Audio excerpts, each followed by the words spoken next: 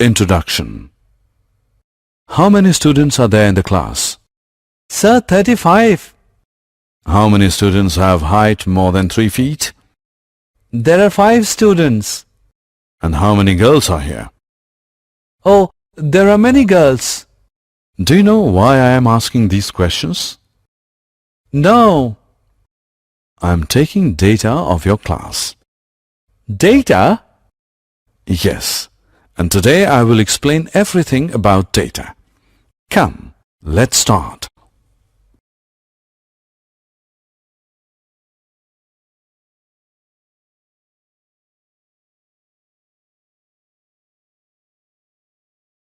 Objectives.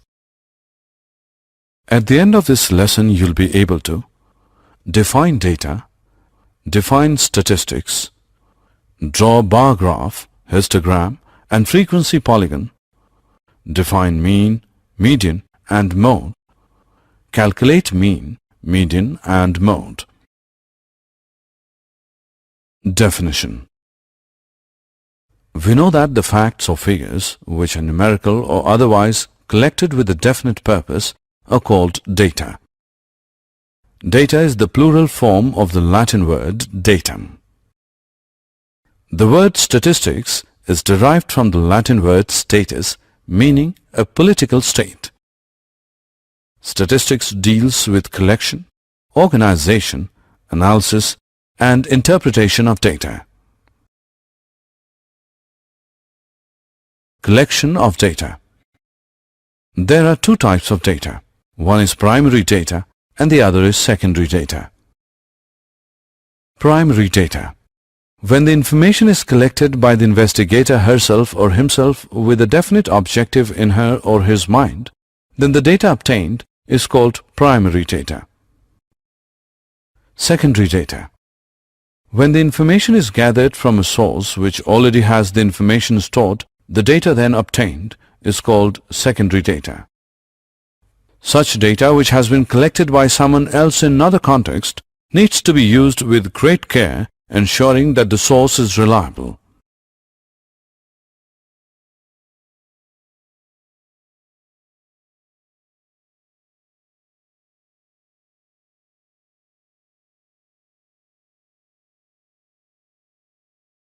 Presentation of data.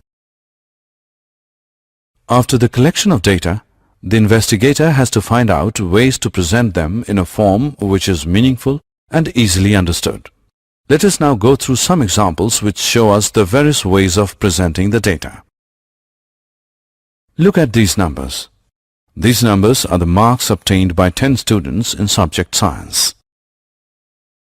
The data in this form is called raw data. The lowest mark obtained by the student is 25 and the highest mark obtained by the student is 95.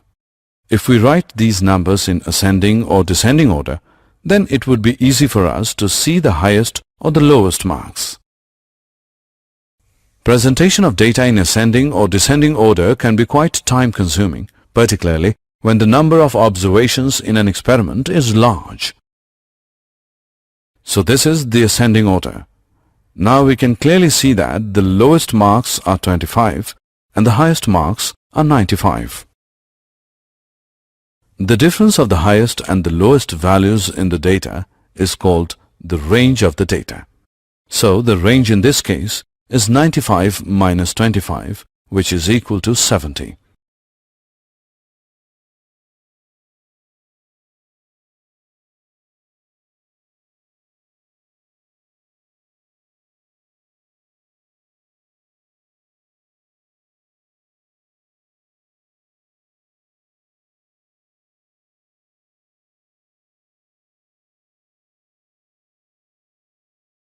Frequency.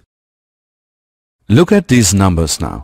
These are the marks obtained by 20 students in subject science. The highest number scored here is 10. We can see that 2 students have scored 10 marks. So the frequency of 10 is 2. The number of students who have obtained a certain number of marks is called the frequency of those marks. We can write this data in a table form to make it more understandable. These are the marks and these are the frequencies. We can call this table as an ungrouped frequency distribution table or simply a distribution table.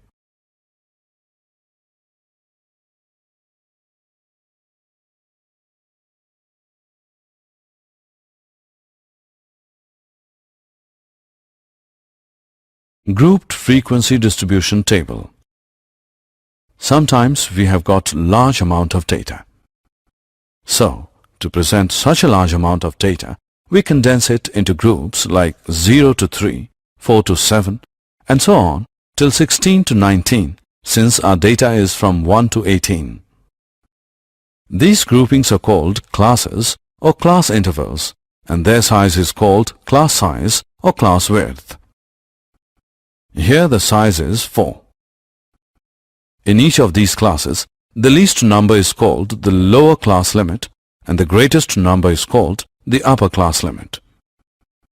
For example, in 0 to 3, 0 is the lower class limit and 3 is the upper class limit. These kinds of tables are called grouped frequency distribution table.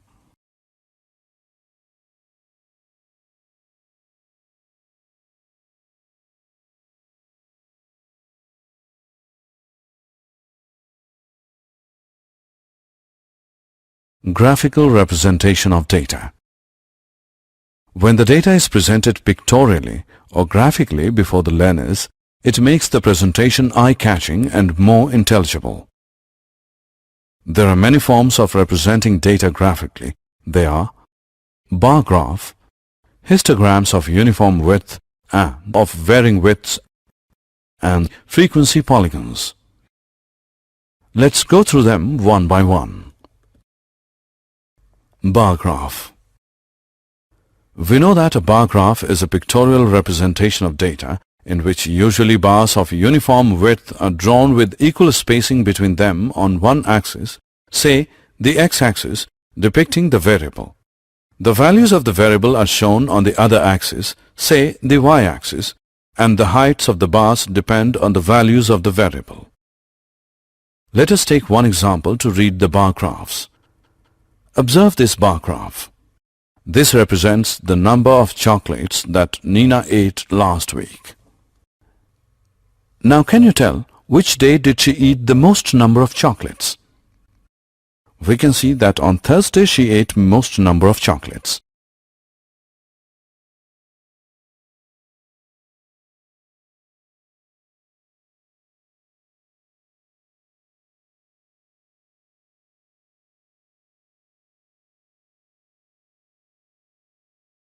Drawing bar graphs. Now we will learn how to draw the bar graph. Look at this table. This shows the data of the expenditure of the family with a monthly income of 20,000. Let us draw a bar graph of this data.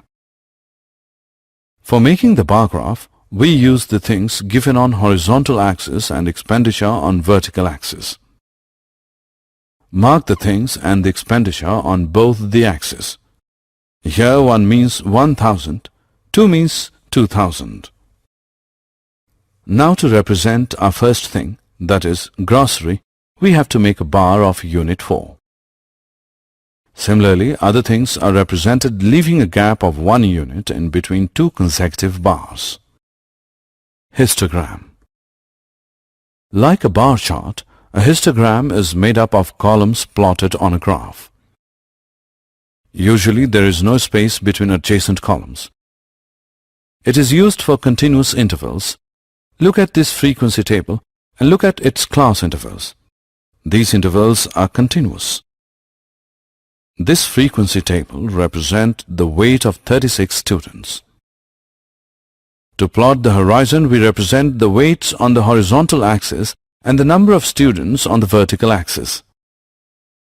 Since the maximum frequency is 15, we need to choose the scale to accommodate the maximum frequency. Also, since the first class interval is starting from 30.5 and not 0, we show it on the graph by marking a break on the axis. Let us now draw the rectangle for the class interval 30.5 minus 35.5 of length 9 cm. Similarly, we draw the other rectangles. This is called a histogram.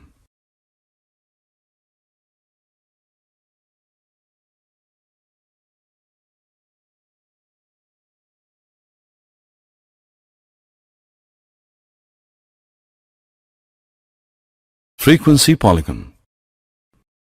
In a frequency polygon, a line graph is drawn by joining all the midpoints of the top of the bars of a histogram. Frequency polygons can also be drawn independently without drawing histograms. For this, we require the midpoints of the class intervals used in the data. These midpoints of the class intervals are called class marks. To find the class mark of a class interval, we find the sum of the upper limit and lower limit of a class and divide it by 2. Thus, class mark is equal to upper limit plus lower limit whole upon 2. Frequency polygon is very useful for comparing two different sets of data of the same nature. For example, comparing the performance of two football teams of the same school.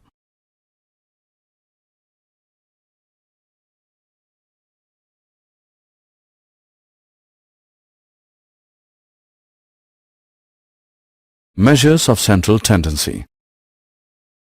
The term central tendency refers to the middle value or a typical value of the data and is measured by using mean, median or mode. Let's go through them one by one. Mean. The mean or average of a number of observations is the sum of the values of all the observations divided by the total number of observations. It is denoted by this symbol, read as X bar. Median. The median is that value of the given number of observations which divides it into exactly two parts. When the number of observations, that is n, is odd, the median is the value of the n plus 1 whole upon 2th observation. For example, if n is equal to 13, then the median will be the value of 13 plus 1 whole upon 2th, that is 7th observation. And when the number of observations n is even, the median is the mean of the n upon 2th and the n upon 2 plus 1th observations. For example, if n is equal to 16, then the median will be mean of the values of 16 upon 2th and 16 upon 2 plus 1th observations, that is, the mean of the values of the 8th and 9th observations. The last one is mode. The mode is that value of the observation which occurs most frequently, that is, an observation with the maximum frequency is called the mode. Examples. Let us now solve some examples. Mount Rival hosts a soccer tournament each year. This season, in 10 games, the lead soccer for the home team scored 7, 5, 0, 7, 8, 5, 5, 4, 4 and 5 goals. What was the mean score? Let us use a variable x1 to denote the ith observation. In this case, I can take the values from 1 to 10. So our first observation is x1, second observation is x2, and so on till x10. Here x1 is equal to 7 means the value of the first observation. Similarly, x2 is equal to 5, x3 is equal to 0, x4 is 7, x5 is 8, x6 is 5, x7 is 5, x8 is 4, x9 is 4, and x10 is 5. Therefore, the mean x bar is equal to sum of all the observations upon total number of observations, which is equal to x1 plus x2 plus x3 plus x4 plus x5 plus x6 plus x7 plus x8 plus x9 plus x10 by 10, which is equal to 7 plus 5 plus 0 plus 7 plus 8 plus 5 plus 5 plus 4 plus 4 plus 5 by 10. This is equal to 50 by 10, which equals 5. Hence, the mean score is 5. If the observations are large, for example, up to x30, then it would take a lot of time to calculate mean. To solve such problems, we use the Greek symbol sigma for summation. So instead of writing x1 plus x2 plus x3 plus so on till x30, we write it in this way, which is read as the sum of xi as I varies from 1 to 30. For an ungrouped frequency, it is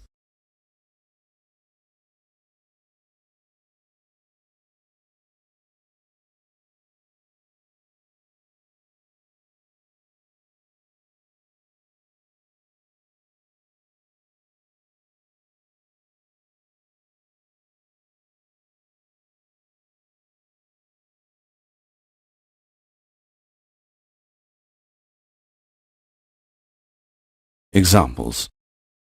Find the mode of the following marks out of 10 obtained by 20 students.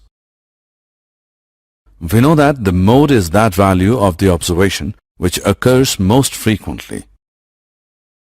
Let's arrange these marks in ascending order. We can see that 9 is occurring more frequently. So we can say that 9 is the mode of the marks.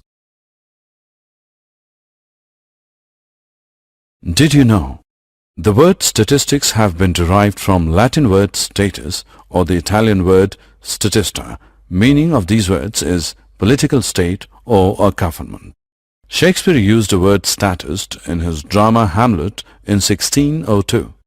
In the past, the statistics was used by rulers.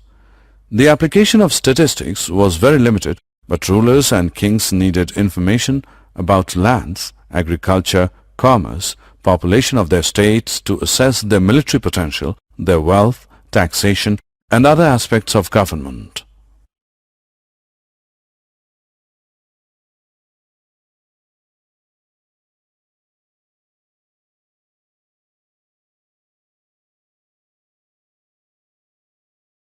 Summary. Let us summarize what we have learned.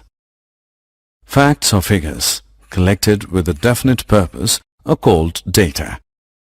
Statistics is the area of study dealing with the presentation, analysis, and interpretation of data. The three measures of central tendency for ungrouped data are: mean. It is found by adding all the values of the observations and dividing it by the total number of observations. It is denoted by x. So, for an ungrouped frequency distribution, it is